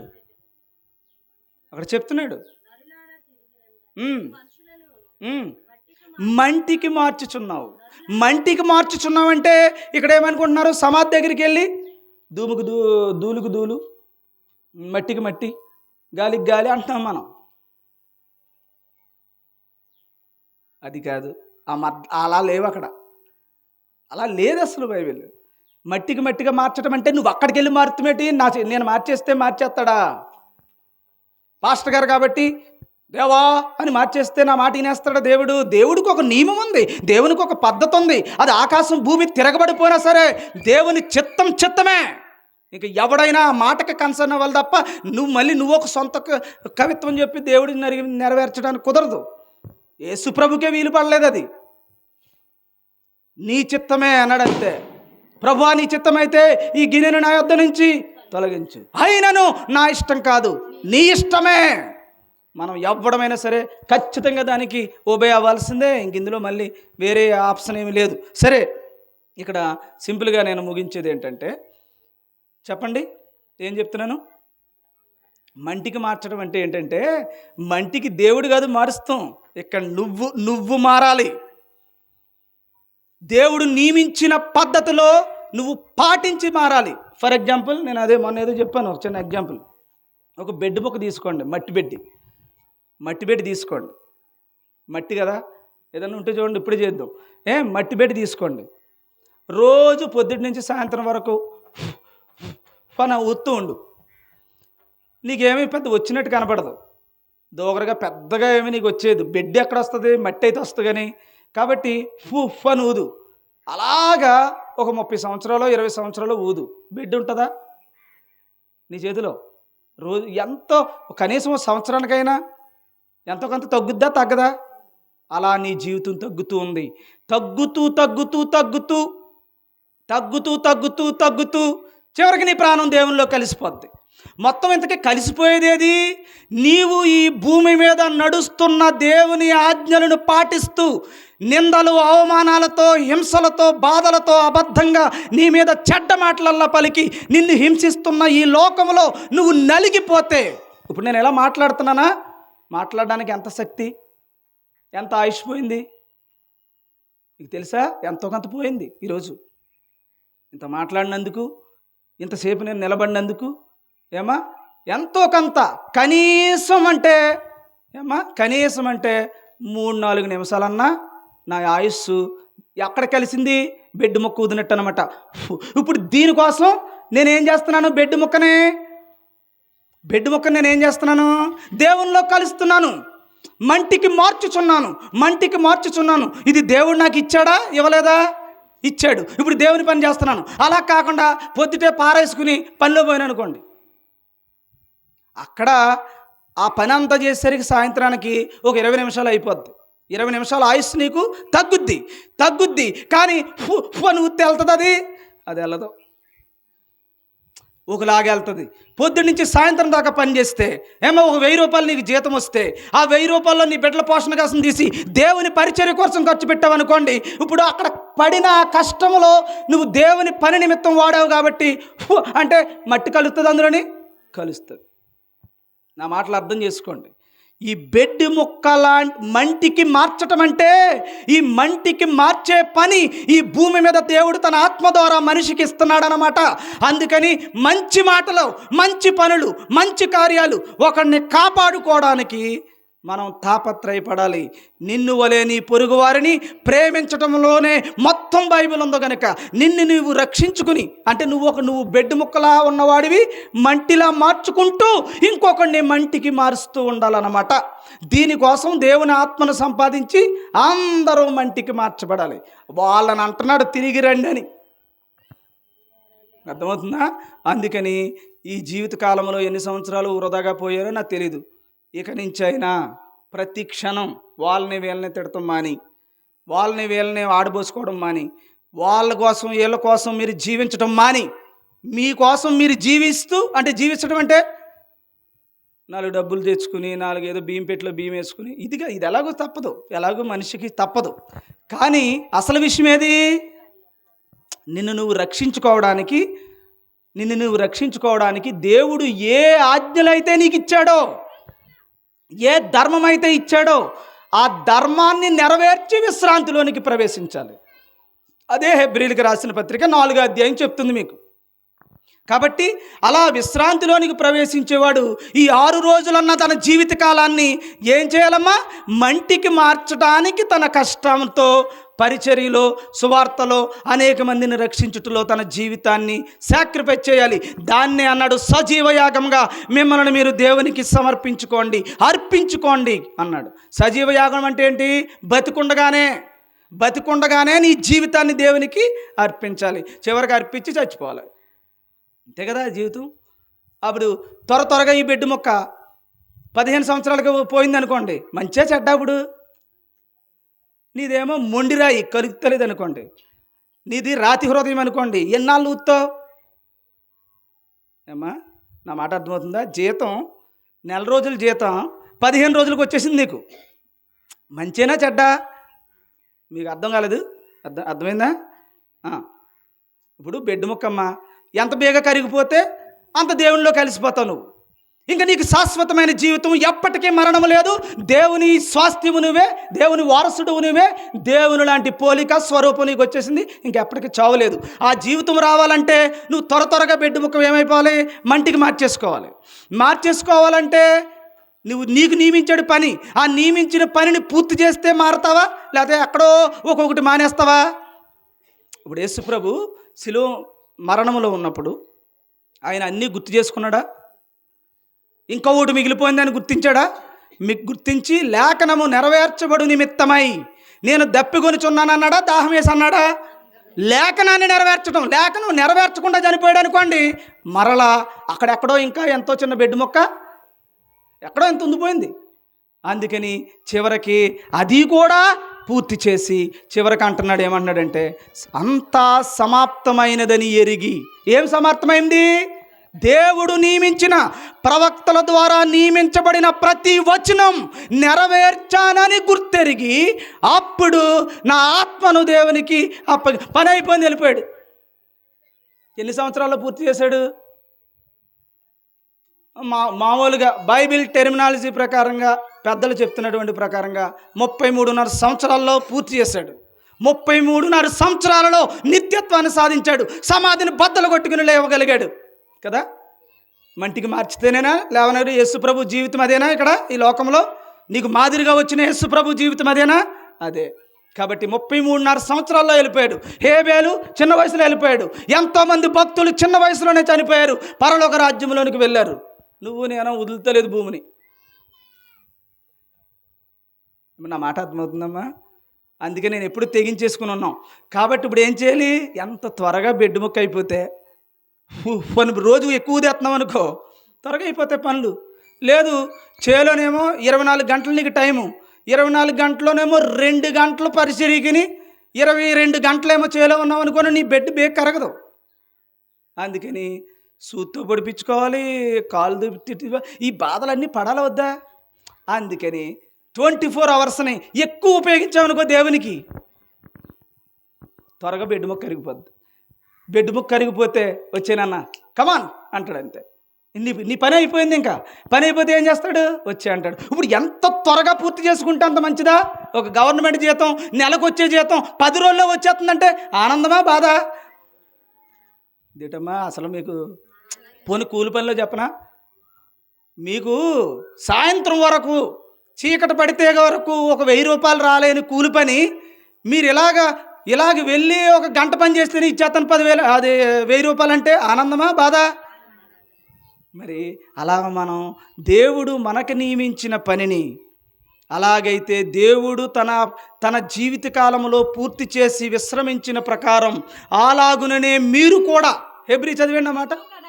ఎందుకనగా దేవుడు తన కార్యములను ముగించి విశ్రమించిన ప్రకారం, ముగించాడంతే. నువ్వు నేనైనా ముగించాల్సిందే. ముగించి విశ్రమించిన ప్రకారం. అందరూ అండర్లైన్ చేసుకోండి. ప్రకారం అనేది చాలా ఇంపార్టెంట్. ఏంటది? ప్రకారం అనేది ఇంపార్టెంట్. చెల్లి సంధ్య, ప్రకారం అంటే ఏంటమ్మా? ప్రకారం అంటే చాలామంది వాళ్ళు ఇష్టం వచ్చినట్టు ముగించేస్తున్నారు జీవితాలు. ఇష్టం వచ్చినట్టు, నీ ఇష్టాలతో కాదు. దేవుడు ఎలాగైతే యేసు ప్రభు తన కార్యములను పూర్తి చేసి ముగించాడో, విశ్రమించాడో, ఆ ప్రకారమే ఆయన యొక్క విశ్రాంతిలోకి ప్రవేశించాలని అనుకున్నవాడు కూడా తన కార్యాలు ఉన్నాయి, మన కార్యాలు ఉన్నాయా? అందుకని సిలువను ఆయన ఎత్తుకుని వెళ్ళాడు. ఇప్పుడు నిన్ను ఎత్తుకుని ఉపేక్షించుకుని నిన్ను నువ్వు ఏం చేయాలి? సిలువను ఎత్తుకుని నన్ను వెంబడించన్నాడు. నీకు ఉంది సిలువ, ఆయనకు ఉంది. అయితే చెక్కతో చేసిన సిలువ కాదు, దేవుడు నియమించిన ఈ బెడ్ ముక్క మారాలంటే శ్రమతోనే మారుద్ది. మరి అర్థమవుతుందా? శ్రమ అనుకుని పక్కకి గంటవా బెడ్ కరగదు. అందుకనే దేవుడు అంటున్నాడు, రాతి హృదయం నీది రాతి హృదయం. రాతి హృదయం అంటే ఏంటి? పోసినట్టే పోద్ది నీ కిందకి. ఒక్కటి కూడా అది ఏం చేయదు, పీల్చుకోదు. పేల్చదు. నీ ఎన్నైనా పోయి తేనె పోస్తావా, పోయి తేనె కూడా ఒక చుక్క తాగదు. పోని పాలు పోస్తావా, పోయి తాగదు. పోని వజ్ర వైడూర్యములు రత్న మాణిక్యాలు పోతావా, స్వీకరించదు. నీ హృదయం కూడా అలాగే అయిపోతే ఇంక నీకు ఎంత పోతే ఏంటి, ఎన్ని చెప్తే ఏంటి, ఎక్కదు. కాబట్టి బెడ్ ముక్క అయితే అలా నీళ్ళు చుక్క వేయగానే కరుగుతూ ఉంటుంది. అర్థమవుతుంది తల్లి? కాబట్టి ఇక్కడ చెప్తున్నటువంటి మాట విత్తనం. ఇప్పుడు ఈ విత్తనం మొలకెత్తాలంటే బెడ్ ముక్క కరిగిందేనా, కరగకుండా మొలకెత్తేద్దా? అందుకని మట్టిలేసి చచ్చిపోతే అప్పుడు అక్కడి నుంచి యేసు ప్రభు లేస్తాడు. యేసు ప్రభు లేచాడమ్మా. రోమిలకు రాసిన పత్రిక 10వ అధ్యాయం 9వ వచనం. 9 అనుకుంటున్నాను, ఒకసారి చూడండి. అదేమనగా యేసు ప్రభువని నోటితో ఒప్పుకుని. దేవుడు అంటే ఎవరు అక్కడ? ప్రభు అంటే ఎవరు? మళ్ళీ ఆ కాంటెక్స్ట్ మిస్ అవ్వకూడదు మీరు. ప్రభు అంటే యేసుక్రీస్తు, అక్కడ ప్రభు అని ఆయన్ని ఒప్పుకోవాలి. తర్వాత దేవుడు అంటే ఎవరు? యెహోవా, తండ్రి అయినటువంటి దేవుడు అని అర్థం. దేవుడు మృతులలో నుండి, ఆయన అంటే ఎవరు అక్కడ? యేసు ప్రభు అన్నమాట. సో ఆయన అంటే తండ్రి అయిన దేవుడు తన కుమారుడైన యేసు ప్రభువుని లేపెనని మీ హృదయమందు విశ్వసించిన ఎడల అప్పుడు నీకు రక్షణ, అప్పుడు నీకు మొక్క, అప్పటికి నీకు ఫలం. ఇంతకీ విశ్వాసం ఏది? యేసు ప్రభువుని లేపుకున్నాడనా? యేసు ప్రభువే తండ్రి అయిన దేవుడు, యేసు ప్రభు మొత్తం ఆయనేనా? అక్కడ చూడండి, ఇక్కడ మన విశ్వాసం చెప్తున్నాడు చూడండి. విశ్వాసం చెప్తున్నాడు చూడండి. యేసు ప్రభువుని తండ్రి అయినటువంటి దేవుడు లేపాడన్నది రక్షించాడన్నది విశ్వాసం అంట. మరి నీ విశ్వాసం ఏంటో చూడండి, ఒకసారి చూసుకోండి. ఇది విశ్వాసం అంటే. ఆ విశ్వాసం దేంట్లో ఉంది? నిరీక్షణలో ఉంది. ఆ విశ్వాసం ఎలా ఉంది? ఈ కంటికి కనిపడేలా లేదు. నీ మనస్సులో, నీ యొక్క నిరీక్షణలో కంటికి కనబడని అక్షయమై ఉంది, క్షయమే లేదు. గుర్తుపెట్టుకోండి. సరే, కాబట్టి ఇట్టి విశ్వాస ప్రకారం ఒక మనిషి గోధుమ గింజల ఈ లోకములో మట్టిలా కరిగితే దేవుని యొక్క కార్యాలు ఆ ప్రకారమే, మళ్ళీ నీ ప్రకారం కాదు, ఆ ప్రకారమే ఎంత వీలైతే అంత త్వరగా ఈ జీవితాన్ని ముగించుకుంటే వాడు మగాడంటేని అలాంటి ఉన్నతమైన స్థితి ఈరోజు మనందరికీ రావాలి. అందుకనే యవన కాలమున త్వరగా మీరు యవన కాలమున నా కాడి మోయట ఎంతో ఆశీర్వాదకరమైన. ఎందుకన్నాడంటే ఈ యవన కాలంలో ఓవర్ టైం చేసైనా సరే సాధిస్తాడు. ఏమ్మా, అర్థమవుతుందా? ముసలోళ్ళకి నెల జీతమే వస్తుంది. అదే యంగ్స్టర్స్కి ఓవర్ టైం 8 గంటలు డ్యూటీ దిగాక మళ్ళీ ఎక్కేస్తాడు. డ్యూటీ ఎక్కేస్తే ఈయనకేమో 4 రోజులకే జీతం, అందులో మళ్ళీ 7 రోజులు జ్వరం వచ్చిందని సెలవు. ఎవరికి? పెద్దోళ్ళకి. అదే యంగ్స్టర్కి అయితే నెల జీతమే 45 రోజులు జీతం తెచ్చుకుంటాడు ఓవర్ టైం చేసి. నా మాట అర్థమవుతుందా? ఇప్పుడు జీతం అలాగే మనం కూడా దేవుని పరిచయం నన్ను అంటూ ఉంటారు, ఇందుకు రెస్ట్ తీసుకో, గొంతు బంద, పిచ్చెట్టినాడు, పిచ్చోడా అంటున్నాను నన్ను. నేను ఏదోటి వెతుక్కుంటూ ఉంటాను అనమాట. ఇంటికాడ కూర్చొని నేను ఏదో ఒకటి చిన్నది ఒక్కడున్నా సరే ఆడి దగ్గరికి పోయి సువార్త చెప్తూ ఉంటాను. ఏదో రకంగా అరగొట్టేసుకుని ఏదో ఒక రకంగా త్వరగా అయిపోతే, ఈ బెడ్ ముక్క అయి కరిగిపోతే టక్ పని జారేద్దామని చూస్తున్నాను నేను. మీరేం చేస్తున్నారు? అబ్బాయి కరగకూడదు ఈ బెడ్ ముక్క, మంటికి మార్చుచుంటే నేను మార్చుకోనేమను, అసలు ఈ బెడ్ ముక్క కరగడానికే వీల్లేదు. నన్ను ఎలాగోలాగా ఏం చేయాలి? కోమాలో ఉన్నా పర్లేదు, మాకు మనిషి కనబడితే చాలు అని అలాగ మనిషిని బ్రతికించేస్తున్నారండి. డబ్బులు పోసి, విపరీతమైన డబ్బులు ఖర్చు పెట్టేసి, కోట్లు ఖర్చు పెట్టేసి, శరీరం కుళ్ళిపోకుండా అలాగ మనిషిని కాపాడుకుని తృప్తి పొందుతున్నారు. పాపం ఆ లోపల అతను పడుతున్న వేదన ఎంత కాదండి, చాలా బాధ. అందుకని నంది నాన్నగారు ఎక్కువగా బతికారు ఇక్కడ. ఇంకా ఇన్ని రోజులు నాన్న శాపాన్ని భరించావా నువ్వు, మా కోసం ఎంత నలిగిపోయావు నాన్న. మా వాడు ఇందాక చెప్తున్నాడు కదా, ఎవరు రాంబాబు గారు, కృపానందం గారు చెప్తున్నారు కదా, ఆయన బయట ఆయనే ఓ సంకనం మెల్ల మీద వేసుకుంటే మరి తల్లిదండ్రులు ఇంకెలాగ వేసుకుని ఉంటారు కదా. జనరల్గా చెప్తున్నాను, ఎవరైనా ఒకరు ఎత్తుకోవడానికి కూడా ఉన్న వాళ్ళకే ఇంత కష్టంగా ఉంటుందనే విషయం తెలిస్తే ఇంకా తల్లిదండ్రులు, అప్పుడు ఇందాక చంటాని చెప్పాడు కదా ఏమని,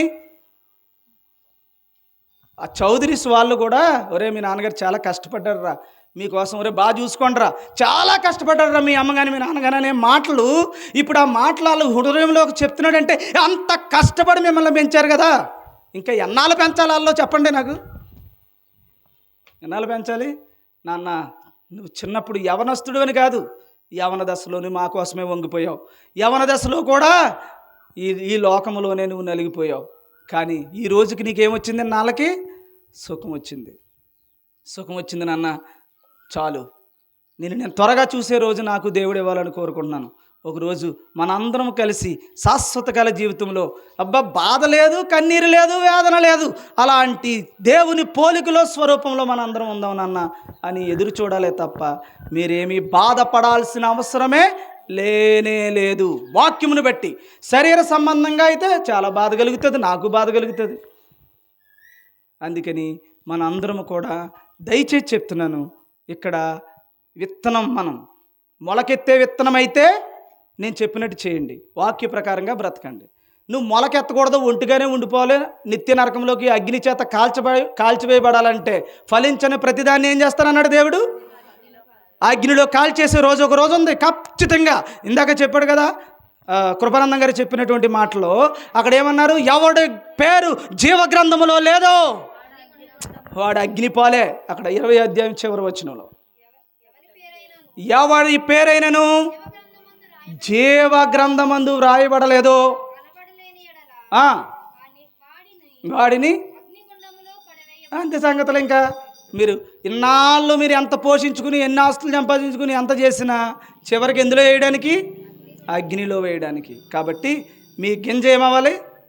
ఆమె ఇందులో ఎన్ని పుల్లి గింజలు ఉన్నాయో తెలదు ఏమా, పైకి బాంచి దిట్టంగా కనపడుతుంది ఒక గింజ, తీరా చూస్తే తుస్సే. కాబట్టి గింజ గట్టిదో, ఇది ఫలిస్తుందో లేదో రైతు చూస్తే చెప్తాడు, ఇలాగా గింజలు గలగల్లా ఆడుతున్నాయి అంటాడు. మనం నాలేటోడు వెళ్ళాడు అనుకోండి, పుల్లికాయలు ఎన్ని కొనుక్కొచ్చేస్తాడు. ఏమా ఇంటికి వంకాయలు కొనుక్కొస్తే అన్ని పుచ్చులే ఉంటాయి అంటారు నన్ను. ఈసారి నేను వంకాయని తేలా తీక్షణంగా అసలు ఏది ఉంటుందో మొత్తం చూస్తున్నాను, ఇంటికి ట్రైనింగ్. ఏమా ఇప్పుడు మంచి వంకాయలు తెచ్చారు, అది బాగున్నాయి అంటున్నారు ఇప్పుడు. సో అలాగే ఇందులో ఎన్ని పుల్లంకాయలు ఉన్నాయో ఎన్ని ఏమున్నాయో నాకు తెలియదు, కానీ గింజ మొలకెత్తేలా తయారవు. ఇక్కడ చచ్చిపోయి ఎప్పుడు చచ్చిపోయినా పర్లే, నీవు అసలు దీని గురించి అసలు నువ్వు ఆలోచించాల్సిన కర్మే లేదు. అసలు నీ జీవితం అద్భుతంగా ఉంటుంది. నందినానికి తెలుస్తుంది హాయ్ అంటే ఏంటో. ఇప్పుడు అసలు భూమి మీద ఉన్నప్పుడు ఈ ఎండలు మండిపోయి గుండెలు చెరివైపోతున్నాయమ్మా. ఎవడికొందమ్మా సుఖం? నేను ముగించకపోతే కాసేపట్లో నన్ను కూడా కూడేసిపోతారు మీరు. ఎవడికొంది సుఖం? ఏం కూర్చోగలుగుతా?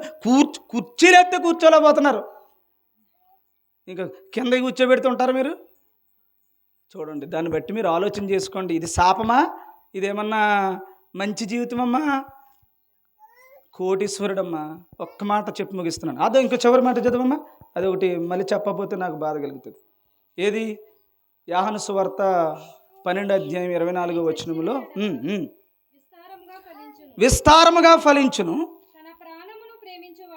తన ప్రాణమును ప్రేమించువాడు దానిని పోగొట్టుకొనును. ప్రాణాన్ని ప్రేమించే వాళ్ళు ఉన్నారమ్మ ఇందులోని? అందరూ చెప్పండి. ఇదేటండి, దేవుడే కదా చెప్పాడు, నిన్ను వలె నీ పొరుగువారిని ప్రేమించమన్నాడు. ఎవడైనా ప్రాణాన్ని ప్రేమించుకుంటేనే వాడు ఆ ప్రాణాన్ని కాపాడుకుంటాడని దేవుడు చాలాసార్లు చెప్పాడు కదా. మరి ఇప్పుడు ప్రాణాన్ని ప్రేమించేవాడు ఎవరని అడుగుతున్నారు ఏంటని డౌట్ రావచ్చు మీకు. ఎవడైనాను ప్రాణమును ప్రేమించువాడు దానిని పోగొట్టుకొనును. ఈ లోకములో తన ప్రాణమును ద్వేషించువాడు నిత్య జీవము కొరకు. ఇప్పుడు ఇంతకీ ఈ లోకములో ఉండి ప్రాణాన్ని ద్వేషించాలా, ప్రాణాన్ని ప్రేమించాలా? చెప్పాలి. అదేంటి మరి? చాలా ప్రేమించేస్తున్నాం మన ప్రాణాలని. అంటే ఈ లోకములో ఉండడానికి ప్రేమించటం అది కదా. అక్కడ ప్రాణం అనే మాటకి హెబ్రీ పదం ఏమైనా ఉందంటే ప్సుకే అనే పదం రాశారు. ఆ పదానికి అర్థం నేను చూశాను. అది ప్రాణమా ఏదన్నా ఆ పదానికి సంబంధించింది ఏంటని ఇంకా లోతుకెళ్ళి చూస్తే ఏమా ప్సుకే అనేటువంటి పదానికి ఏమని రాసిందంటే నీవు నీ బ్రతుకు ఏదైతే ఈ జీవితంలో ఒక 70-80 సంవత్సరాలు నీ జీవితం ఏదైతే ఉందో ఆ జీవితాన్ని త్యాగం చేయడమట. ఏమ్మా, ప్రాణాన్ని ద్వేషించటం అంటే ఇప్పుడు ఇప్పుడు ఉంది, కాసేపటికి భోజనాలు పెడతారు. ఎవరో అక్కడ అదే టైంకి ఎవరో కొంచెం లేనోడు వచ్చాడు అనుకోండి, నువ్వు లెగిసి పెట్టగలుగుతావా? పెట్టగలుగుతావా? నీ అన్నాన్ని సైతము ఇంకొకడికి నువ్వు ప్రేమించి ఇవ్వగలిగితే నీకు పరలోకం. నీ అన్నం నువ్వే జుర్రెత్తే ఏమా, ఇప్పుడు త్యాగం చెయ్యాలా వద్దా అంటున్నాను నేను. ఊరికే ప్రాణాన్ని ద్వేషించటం అంటే నీ ప్రాణాన్ని నువ్వు అవసరమైతే నీతి నిమిత్తం ఆకలి దప్పికలు కలిగి ఉండాలి అవసరమైతే. అలాగని ఇప్పుడు నాకు అన్నం పెట్టే అవకాశం ఉంది, తినే అవకాశం ఉంది, ఇది తింటాం అనేసి అలాగా అన్నం తినకుండా ఉండమని కాదు. వస్తుంది ఒక రోజు, ఆ రోజు నువ్వు నీ కోసం చూసుకుంటావా, ఇంకొకటి కోసం చూసుకుంటావా? కాబట్టి ఇది గుర్తుపెట్టుకో, ఎప్పుడు గుర్తుపెట్టుకో. నీ బిడ్డను ఎలా ప్రేమిస్తున్నావో బయట ఉన్న అలా ప్రేమించు. బయట ఉండేమో ద్వేషించి నీ బిడ్డను ప్రేమిస్తే నీ బిడ్డను ఉండనివ్వడు రేవు. నువ్వు ఉండనివ్వడంటే ఇక్కడని కాదు, నువ్వు చేసిన తప్పు నీ బిడ్డకు వచ్చేస్తూ ఉంటుంది అంటే ఎలాగా?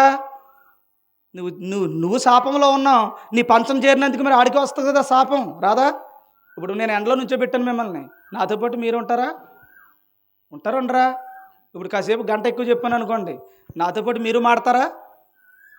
ఓరు బాబు వీడి దగ్గర ఎందుకురా బాబు అనుకుంటే ఏముంది, ప్రార్థన చేసుకుందాం అనగానే ముగ్గురు లేసేస్తారు. ఎందుకని? ఆ ప్రాణాన్ని కాపాడుకోవడం కోసం, తినడం కోసం. ఏదో పక్కన వీడు బురదని ఎత్తున్నాడు బాబు నన్ను తిట్టుకుని, ఆ పక్కోళ్ళని తిట్టి, నిన్ను తిట్టి, నన్ను తిట్టి, మొత్తానికి అందరినీ తిట్టి, దేనికోసం ఎంతకని?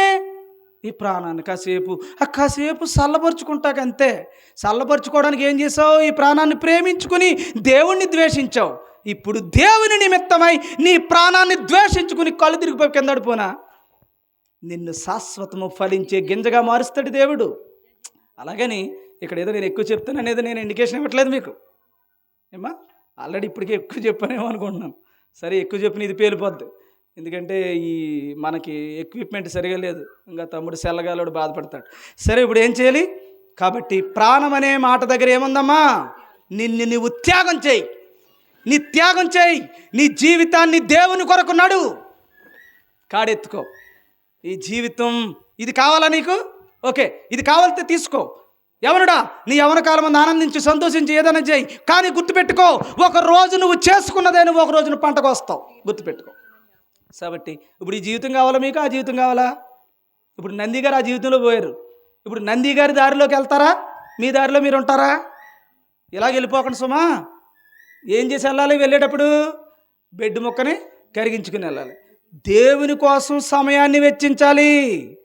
గుర్తుపెట్టుకోండి, దేవుని పరిచర్య కోసం, దేవుని యొక్క వాక్యం కొరకు, దేవుని యొక్క చిత్తం కొరకు దేవుడు నీకు ఏది ఆజ్ఞలు ఇచ్చాడో ఆ బ్రతికి చచ్చిపోవాలి. అది ఎన్ని రోజుల్లో పూర్తి చేయగలరు?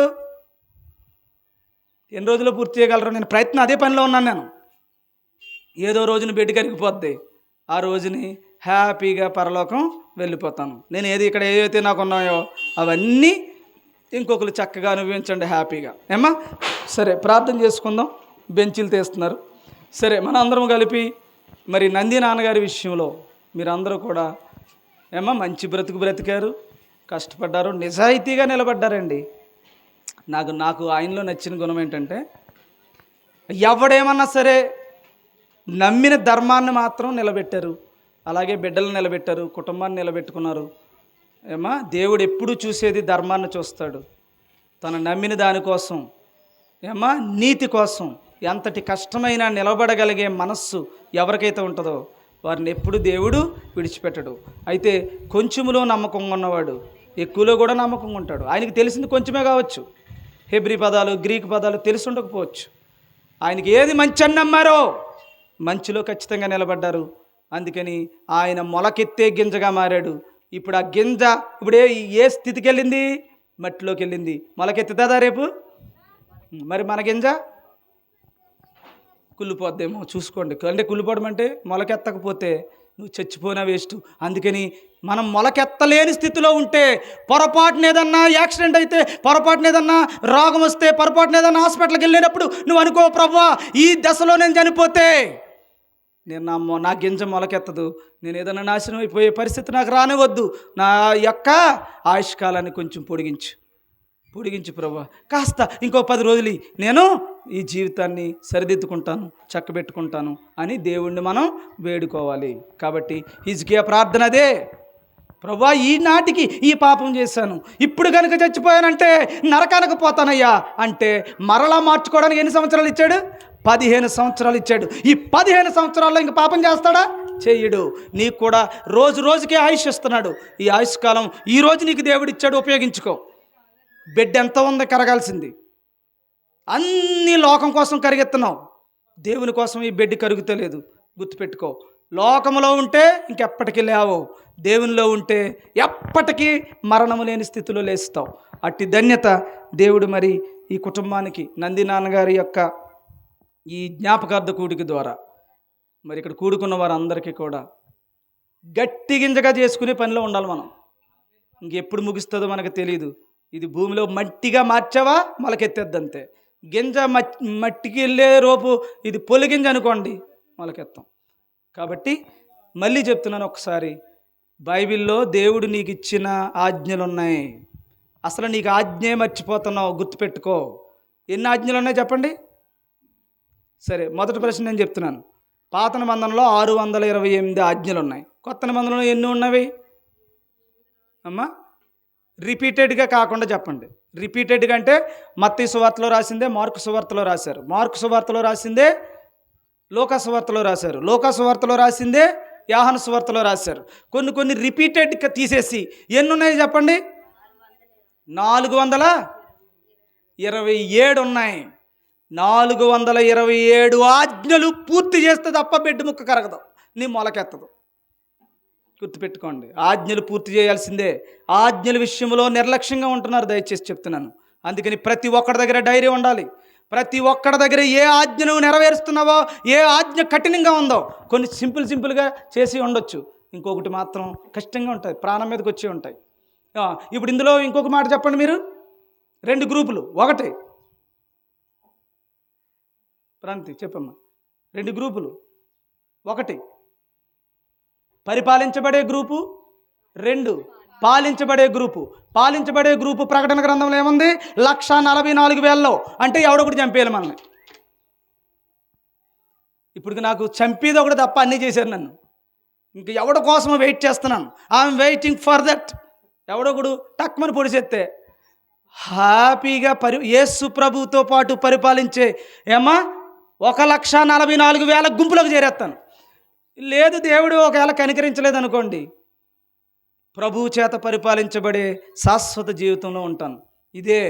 ఇదే నీ బుద్ధిని బట్టి, నీ జ్ఞానాన్ని బట్టి, నువ్వు దేవుని ఎదుట నువ్వు చూపిస్తున్న శ్రద్ధను బట్టి నీకు పరిపాలించే హక్క, లేకపోతే పాలించబడే హక్క దేవుడిస్తాడు. ఏదైనా అద్భుతమైనదే. అట్టి అద్భుతం దేవుడు మనందరికీ అనుగ్రహించి నడిపించునుగాక.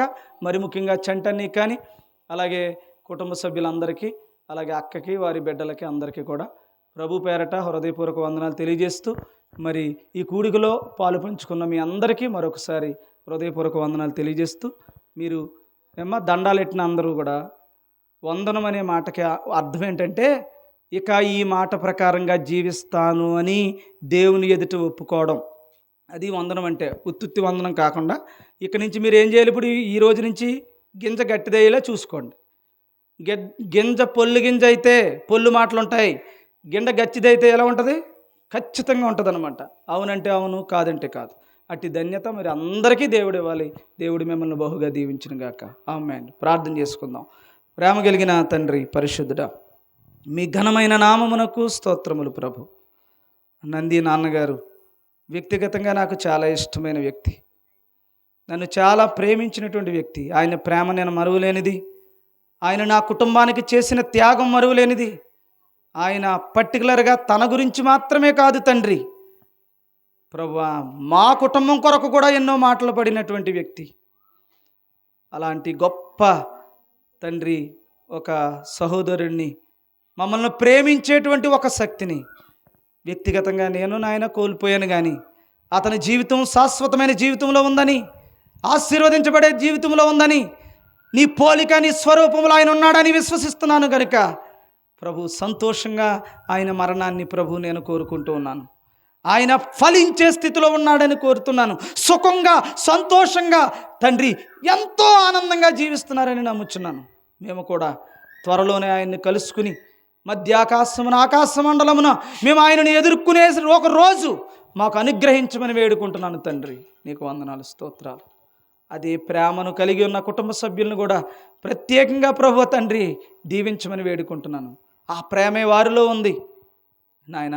వారి ప్రేమ, వారి పంచి ఇచ్చిన ఆయన నాయకత్వ లక్షణాలు ఈ కుటుంబాల్లో ఉన్నాయి ప్రభువా. తండ్రి అన్నదమ్ములనేమి, తండ్రి అక్క చెల్లెనేమి, వాళ్ళ పిల్లలనేమి, వారి కుటుంబంలో ఉన్న వారందరినీ కూడా పేరు పేరుని దీవించండి. అద్భుతమైన ఆశీర్వాదాలతో వర్ధిల్లింప చేయండి. ఇదిగో ప్రభు, చక్కటి ఉన్నతమైన స్థితిలో వారిని నిలవబెట్టండి నాయన. నీ ధర్మాన్ని నిర్వర్తించుటకు వారు ప్రయాసపడి ప్రభువా నాయన ఈ సంఘ పరిచర్యను ముందుకు తీసుకెళ్ళే ఒక యోధులుగా తల్లిదండ్రులు వారికి అప్పచెప్పిన వారికి అప్పచెప్పినటువంటి బాధ్యతను చివరి నిమిషం వరకు నమ్మకంగా చేయడానికి కృప చూపించమని ప్రభు, నీతి కొరకు నిలబడిన ప్రతి ఒక్కరిని నీ జీవగ్రంథములో పేరు లిఖించే స్థితి నాయన నంది గారి కుటుంబానికి మీరు దయచేయమని, తెలిసి తెలియక ఏ పొరపాట్లు నాయన ఎవరు మాట్లాడినా దయతో క్షమించి వారందరికీ ప్రభువా శాశ్వత గల జీవితాన్ని ప్రసాదింప చేయమని యేసు ప్రభువారి శ్రేష్టమైన పరిశుద్ధమైన నామములో ప్రార్థిస్తూ వేడుకొనుచున్నాము పరమ తండ్రి. Amen, amen. పరలోకమందున్న మా తండ్రి, నీ నామము పరిశుద్ధపరచబడుగాక, నీ రాజ్యము వచ్చునుగాక, నీ చిత్తం పరలోకమందు ఎలాగూ ప్రభువా నిర్వర్తించబడుతుందో ఈ భూలోకమందు కూడా అట్టి ధర్మాన్ని నిర్వర్తింపజేయుగాక. మా అనుదిన ఆహారము నేడు మాకు దయచేయండి. మా ఎడల అపరాధము చేసినటువంటి వారిని మేము క్షమించి ఉన్న ప్రకారం మా యొక్క అపరాధములన్నింటినీ క్షమించండి. మమ్ములను శోధనలో పడకుండా కీడు నుండి తప్పించండి. నీ రాజ్యము, శక్తి, మహిమ నిరంతరము నీవి అయి ఉన్నవి తండ్రి. Amen, amen, amen.